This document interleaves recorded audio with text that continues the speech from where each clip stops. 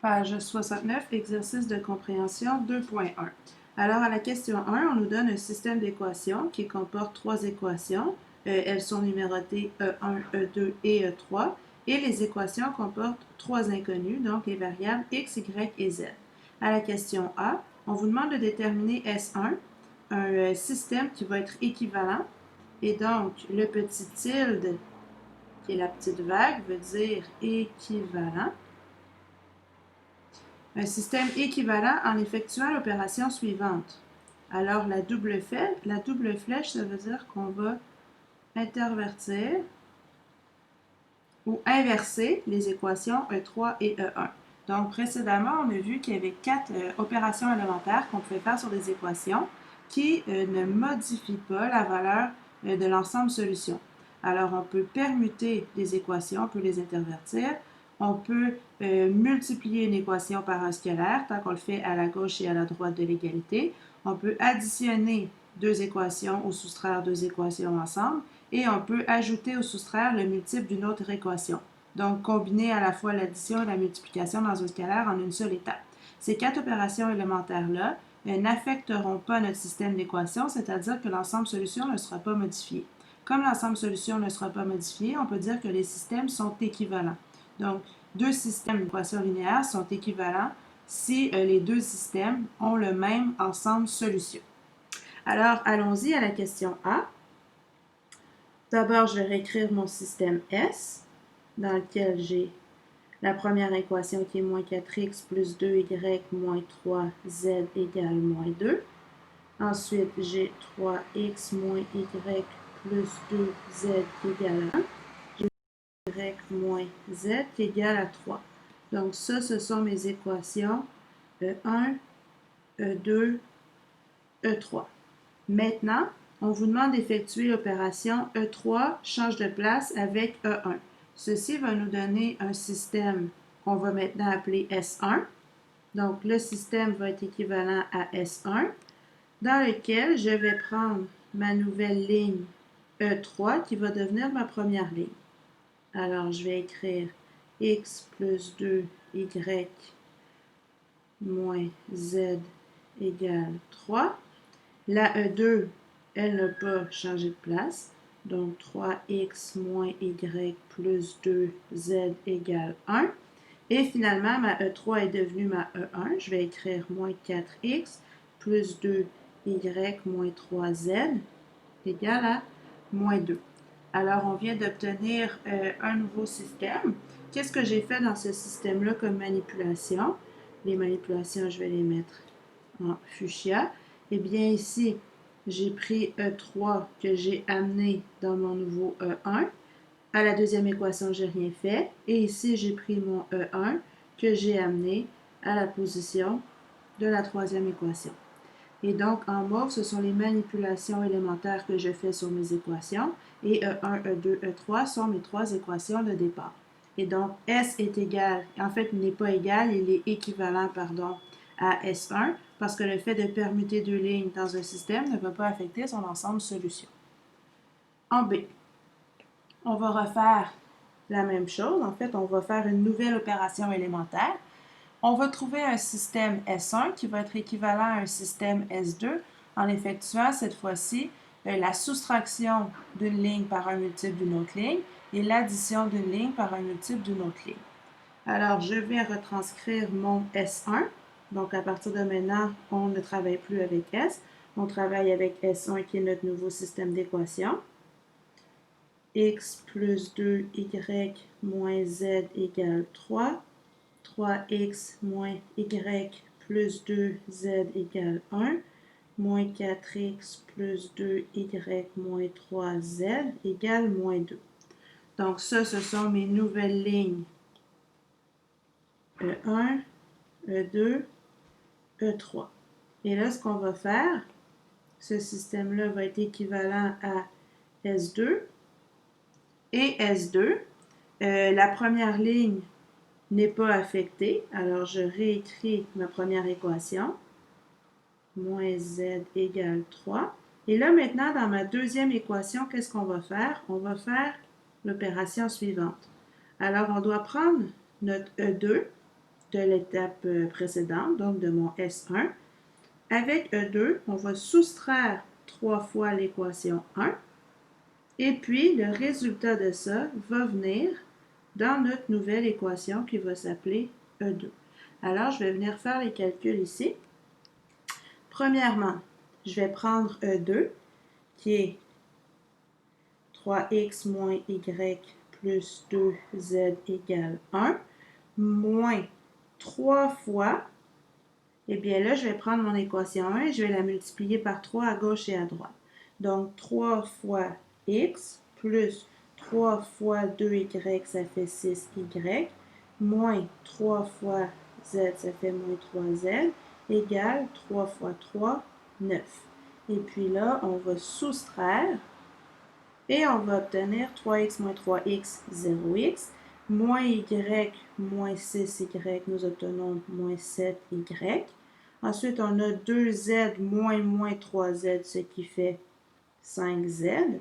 Et finalement, nous avons 1 moins 9 qui va nous donner moins 8. Alors, les opérations élémentaires qu'on vient de faire, c'était dans le but de réduire la variable x. Donc, on est en train de faire la réduction de notre variable x. Et pour réduire la variable x dans la deuxième équation, nous avons effectué l'opération élémentaire E2 moins 3 E1. Pourquoi j'ai fait cette opération-là? Parce que je remarque qu'à la première équation, le coefficient de mon x, c'est 1. Et dans la deuxième équation, le coefficient de mon x, c'est 3. Donc, je dois prendre la première ligne, la multiplier par 3 pour que les coefficients des x soient égaux, de sorte que quand je fasse un moins l'autre, j'obtienne 0x. Et le résultat que nous avons obtenu ici, c'est notre nouveau résultat que j'appelle E2. Alors, je vais venir l'écrire dans mon système d'équations. Je vais avoir moins 7y plus 5z égale moins 8. Donc là, moi, j'ai fait le calcul en marge, en mauve, mais vous allez voir, on va en faire beaucoup cette étape-ci. Vous n'aurez pas besoin d'écrire ces étapes intermédiaires. Donc, assurez-vous les prochaines fois, quand vous ne ferez pas les calculs en marge, de bien travailler lentement pour ne pas faire de petites erreurs de calcul, parce que vous allez voir, les erreurs de calcul vont vous suivre jusqu'à la fin de la résolution du système. Alors là, nous allons recommencer en fait avec la deuxième manipulation qui nous est demandée. Cette fois-ci, nous devons prendre l'équation 3 et lui ajouter 4 fois l'équation 1, de sorte que le résultat de cette manipulation élémentaire-là va devenir notre nouvelle équation numéro 3. Alors, je vais faire une dernière fois le calcul en marge avec vous. Je prends E3 que je réécris. Donc, E3, c'est moins 4x plus 2y moins 3z égale moins 2. Et je vais ajouter, donc j'additionne 4 fois l'équation 1. 4 fois x, ça donne 4x, plus 4 fois 2y, ça donne 8y, moins 4 fois z, donc moins 4z, égale 3 fois 4, 12. Donc, n'oubliez pas, vous devez multiplier à gauche et à droite pour ne pas changer la valeur de l'égalité. Et puis là, on additionne. Moins 4x plus 4x, ça donne 0. 2y plus 8y, ça donne 10y. Moins 3z plus moins 4z, nous allons avoir moins 7z. Et moins 2 plus 12, nous allons avoir 10. Le résultat de cette manipulation élémentaire-là, en fait, est notre nouvelle équation 3, dont le résultat doit être inscrit à la dernière ligne de notre système d'équation S2. Alors, j'écris 10y moins 7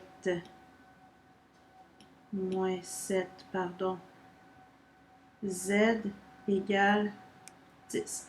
Voici donc un système d'équation S2 qui est équivalent à mon système S1, qui lui est équivalent à mon système S de départ. Tous les systèmes S, S1 et S2 ont le même ensemble de solutions. Alors ça, c'était la question numéro B qui nous demandait de déterminer S2, un système équivalent à S1 en effectuant les opérations élémentaires suivantes.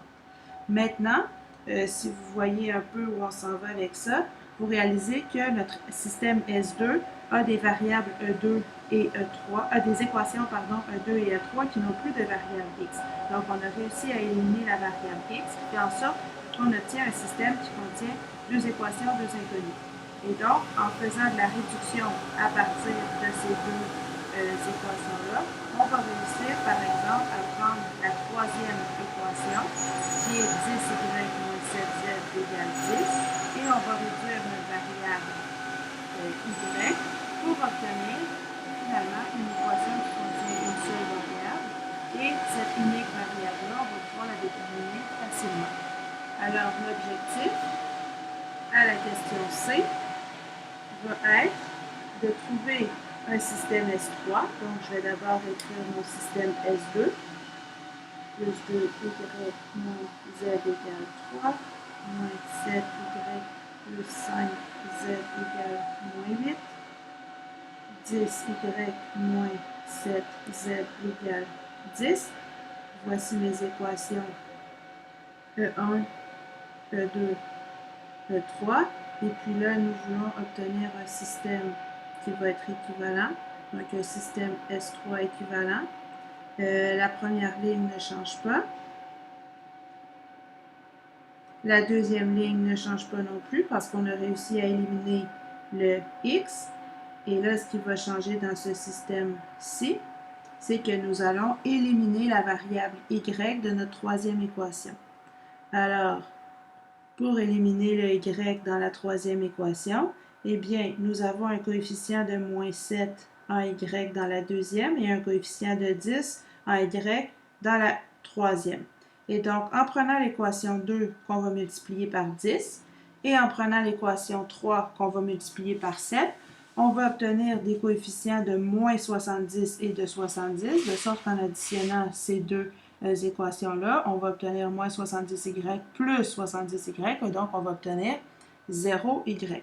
C'est la raison pour laquelle ils nous ont demandé, donc si je reviens à la question, ils nous ont demandé d'effectuer 7 fois E3 plus 10 fois E2 pour obtenir notre nouveau E3. Donc l'opération, je vais venir l'écrire ici. Nous allons avoir 7E3 plus 10E2 qui va devenir notre nouveau E3. Je vais venir faire les calculs en marge. Et donc, 7 fois E3, qu'est-ce que ça donne? 7 fois 10, 70y, moins 7 fois 7, 49z, égale 7 fois 10, 70. Plus 10 fois l'équation 2.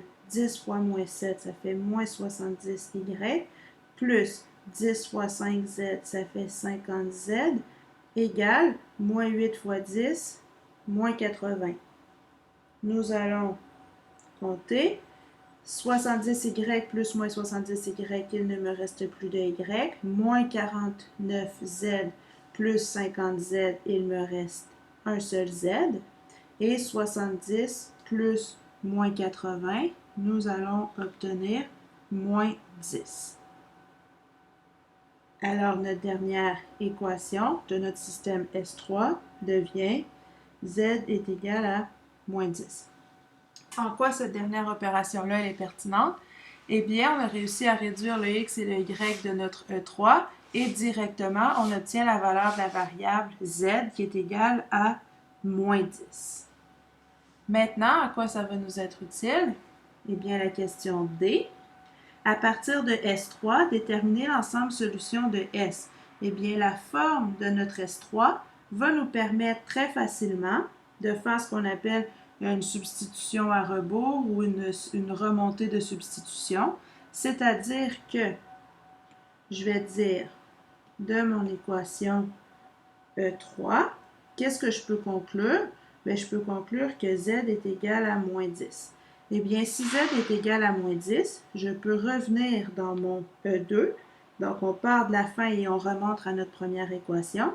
Et je peux substituer, donc, moins 7y plus 5 fois moins 10. Je remplace z par moins 10 égale moins 8, ce qui implique que moins 7y moins 50 égale moins 8, ce qui implique que moins 7y égale moins 8 plus 50, 42, et donc mon y va être égal à 42 divisé par moins 7, ça fait moins 6. Et donc, y égale moins 6. Une fois que je connais x et que je connais y, je peux venir dans mon équation 3. Je vais remplacer y et z par les valeurs que je viens de déterminer. Et donc, x plus 2 fois y qui est moins 6, moins z.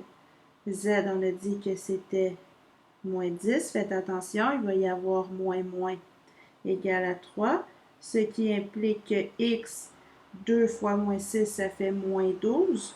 Moins 12 moins 10, ça fait moins 12 plus 10, ça fait moins 2, égale à 3. J'envoie mon plus 2, mon moins 2 qui devient un plus 2 de l'autre côté, ce qui implique que x va être égal à 5. Conclusion, on peut dire que, donc conclusion, on vient de trouver l'ensemble solution de ce système-là qui est égal au triplet x, y, z, qui sont respectivement les valeurs 5, moins 6 et moins 10. Pourquoi? Parce que le système 3 qu'on a trouvé, il est équivalent à notre système de départ et donc l'ensemble solution est le même pour les deux systèmes. Alors ici, ce qu'on a fait, je vais revenir à la première question, à la question A. La raison pour laquelle on a permuté notre E3 et notre E1, c'est que nous avons obtenu un x dont le coefficient était 1 à la première ligne. Et en ayant un x dont le coefficient est 1 à la première ligne, ça facilite la réduction qu'on doit faire en x pour les autres lignes. Donc, c'est tout simplement la raison pour laquelle on a fait ça. Si vous n'aviez pas permuté votre E3 et votre E1 et que vous aviez effectué une réduction des x dans les autres lignes, dans les autres équations de votre système, vous auriez obtenu exactement la même réponse que moi.